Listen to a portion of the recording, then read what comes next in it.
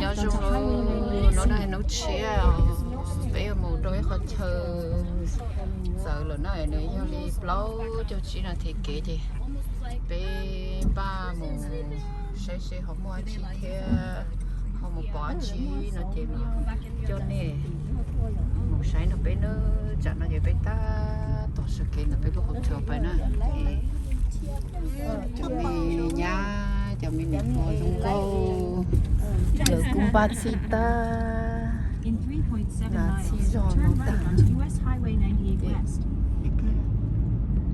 bảy mua chị lấy giá chị được tiền đi nữa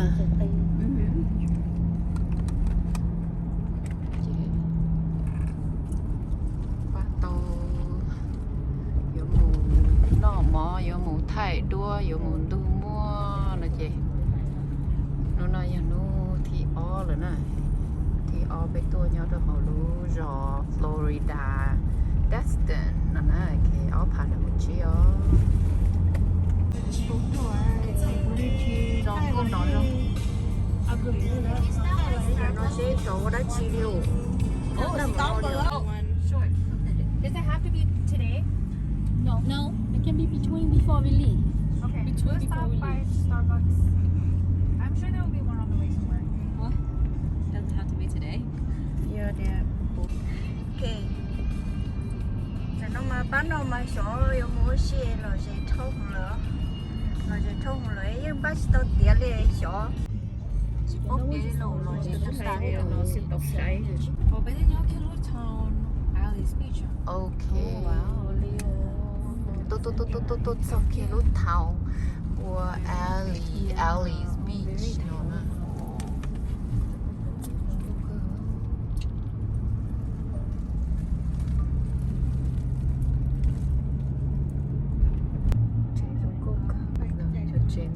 Giống cô cứ nữa xui ở đất bầu xưa à Mà nếu muốn Hai để cho tiêu. khi tổng lái bên lúc này của cha mẹ sao? chị nó do nó chị xui ở đất Phải chị cũng lâu rồi. giống cô cứ nữa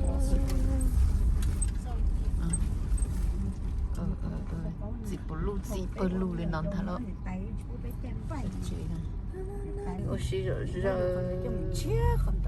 tốt cho chị tao kể một xí muốn chia sẻ lời tết chơi rồi nữa nên chứ Bé chị cho tao làm là chị thôi.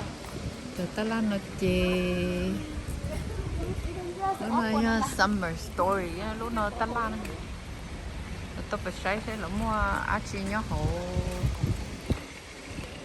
mua khủng mua con chờ tao nói cho lú rò ủa nữ cho chế ủa là ủa đỡ sức chỉ mua ý không lời sợ liệu lú nó quay thảo xí nè thì cái nó là em quay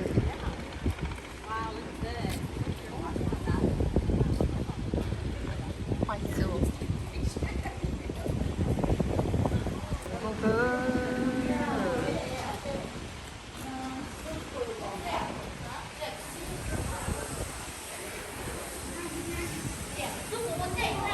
từ xã thay đua xem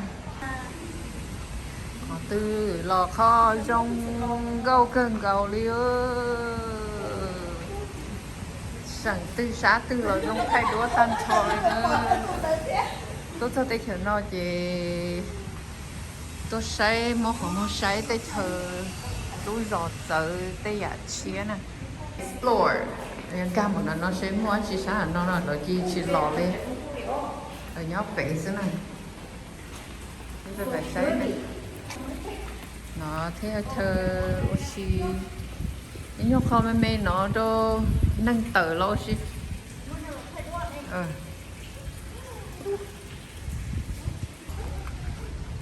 wow lo cho lán nó mỏi mà nó kia nó non chiên chúng cho chế đỡ chế chúng cô đó nó thế này hai cứ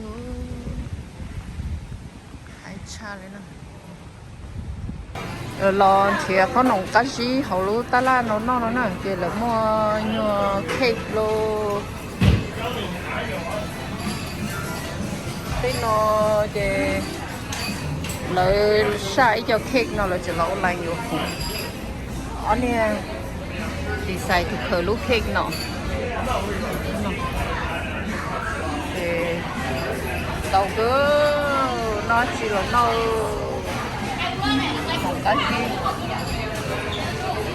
chị họ chỉ sẽ thì ở phải dưới họ không sợ đấy lúc ta la đi nhỏ gì nó hết chị biết tới phải vừa là lúc boy nó mua không nó cá cứ hiếu là ở đây hầu nó nữa giờ nó đi xa vừa đây hầu chơi dầu nó xứ cho nó chờ chỉ xe ô nó cho lò đi mua nhiều nó mua đây mua chợ nâng dầu đâu nó mỏ tàu đi xí lên nè cho chị nó không chơi tờ lộn đây lo cho nó không chơi cho xin dầu ta li hậu tờ cho rơi lò sẽ bán nó chúng của nó mà một khó tư mà hãy tê tiêu yeah nè hốt tay you got it chè mua tay cái màu dừa sẽ bán nó dùng cái giả hiếu môn bay chơi hết rồi đúng rồi nó chơi tôi chơi chơi bay thế này chơi hôm nay tôi sẽ chơi bay chơi ok chơi sợ đời tuần bay đâu tên nó chỗ nó sẽ chuyện nó có cỡ họ tức là họ đỡ cầu xưa là yuan juice hầu này lúc ta làm muôn juice không có cỡ phải chơi nào lúc ta làm muôn juice này mua khủng hầu khủng nổi chứ mua lúc dưa nhá nó theo ra về nước nó có nhẹ ra về nước có tàn thô rồi hiểu cá là chỉ cá à. I like the color of this second one. Try that out. So this one sounds good too. Grapefruit, orange, lemon. That sounds good. I think I'm going to get. Try. Có xài hậu từ dê không? Tại vì chị có lá hồi coi cái hộp giờ. Healthy stuff it never tastes good. It's the name that got me. Chlorophyll Yeah. love bomb. That sounds so good. Yeah. Chị mua một cái gì vậy? That she healthy. That she healthy. Có bao nhiêu? Có lúc khi bà có? Có gì đâu? Wow, wow. Slice? Yeah, it's a shamo. You could get one cake with that. Everyone's hanging out at Raw and Juicy. Such a beautiful day.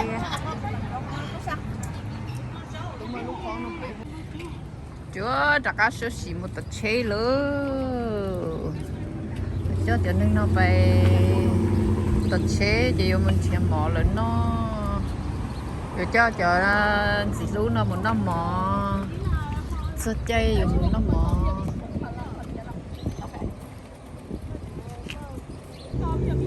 to mi ở mi từ không đây là cho yeah last one cho kia luôn cho kia bé lên mình chơi nó mò nữa cho lan nữa cho lan thì lò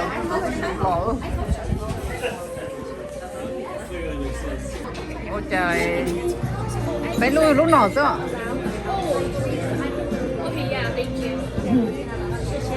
bỏ cái luôn The chair? Yeah, absolutely. Yeah. Okay.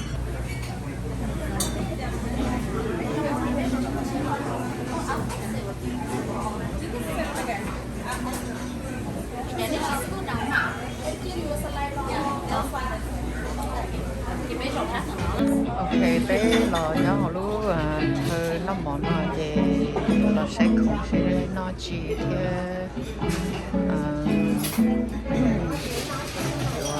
xa là cái dấu món nó sẽ trong cái là lúc rồi nó muốn cho nó món tông cơ đi thì thì bé thành chế đồ nó bé họ làm nó họ nó thì sẽ được lo xin rồi sẽ bé họ từ nhiệt nó chỉ theo xa nó phải từ lo nó rồi nó bé là ăn đồ kế ở xí mình chỉ nè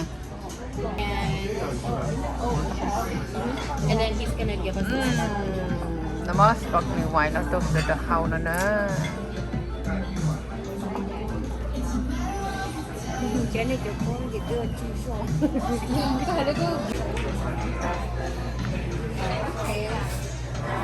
năm tròn tròn đó.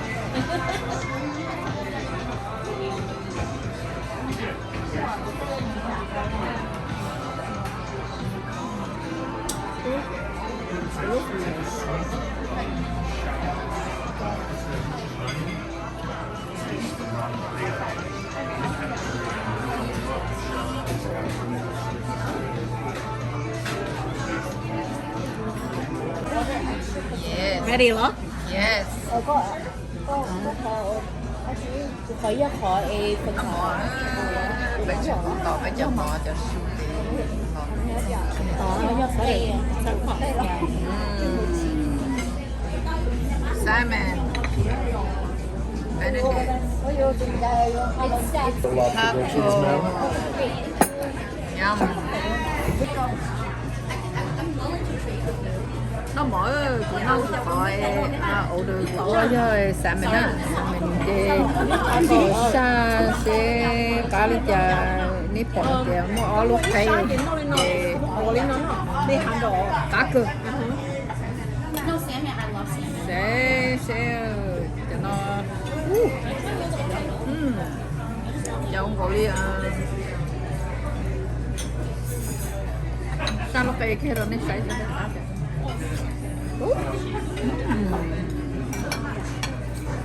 giống như cá cơ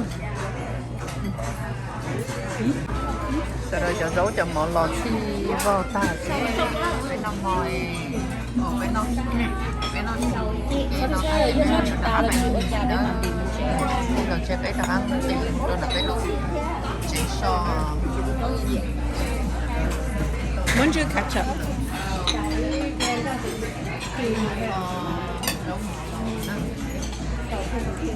Yum.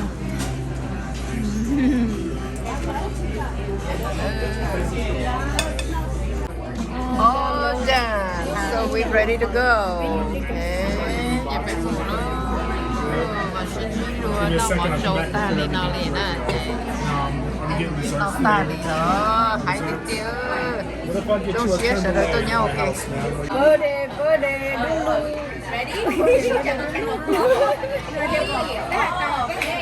Happy birthday to you. Happy birthday to you. Happy birthday, dear birthday. Happy birthday to you. Okay.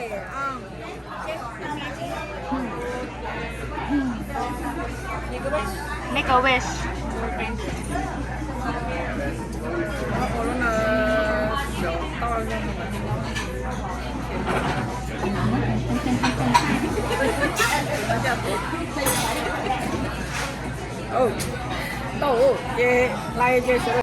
Nó mò ta chê sợ đỡ từ rồi rơi ra cái lòng gì đó mỗi exercise đùa đó nó cho về tao một tóc kể đùa đó thế thì cái gì mình chỉ nè trong cô cơ trong cô cơ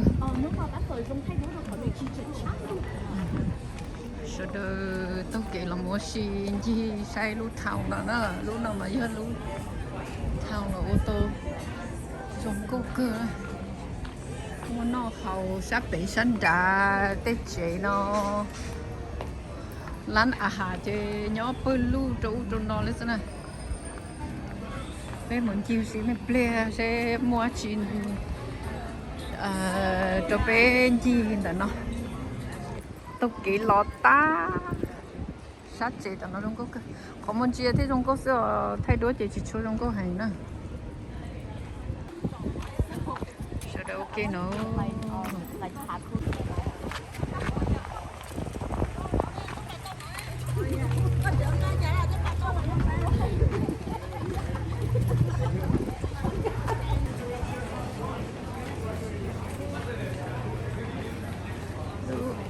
tròn nó chỉ nữ trong cô chỉ tuân chỉ sai ta la thế sai lại chụp chế nữa chờ trong cô chỉ chế thế nào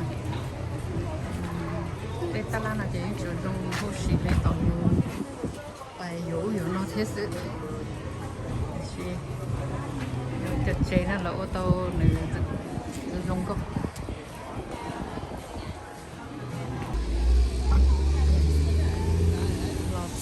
nó chỉ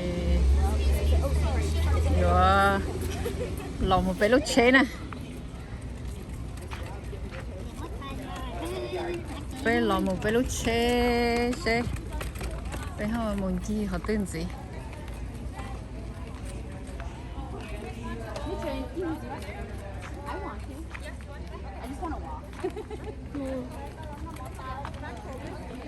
chỉ sẽ muốn chi sẽ tỏi tên gì cho nó gì mình chỉ tao thua chứ gì I like the way you think so. gì đặc là tỏ lo cho xã nó dẫn cho thiết với phần thơ shopping dẫn cho nó thì lời cho lá hàn tàu xin à theo nó mỏ thế nhà theo nó mỏ tàu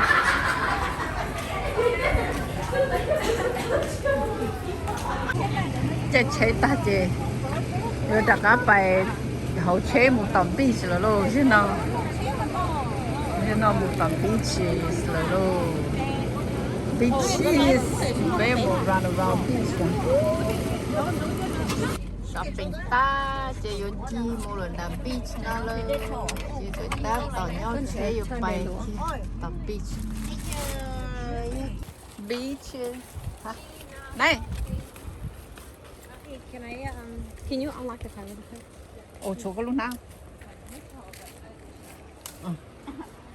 okay to the beaches again bé tôi về bé mù bà đê thiên thiểm món nó thiên bé mù ta la nó xin à cho ni chỗ bé mù say beach. Here we go. We got to the beach, and this is Rosemary Beach. So Long Beach no, yeah, Rosemary Beach na.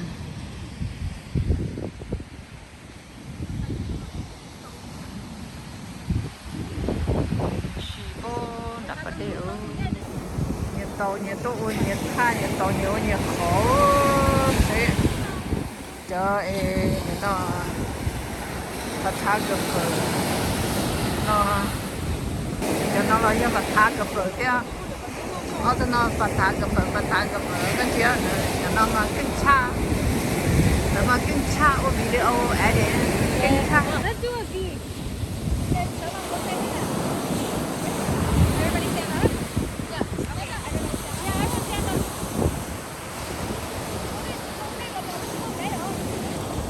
Everybody dám một cái máy đi. Đã lo hết. beach picture nữa nè nhộng ya ơ nó toàn beach rồi nhộng ya xin tự ya nè đó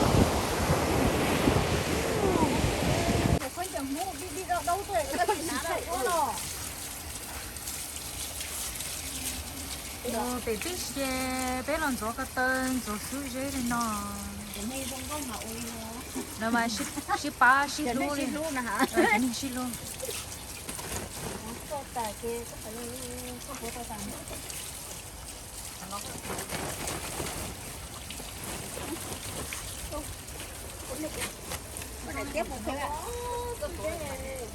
hả?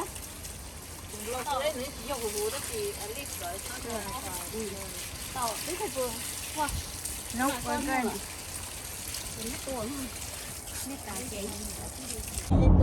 这种都我是那边嘛，我走都带的嘛，老姐的，但是那我要去梦子哦，去梦子也被大家老婆大家都好跳了。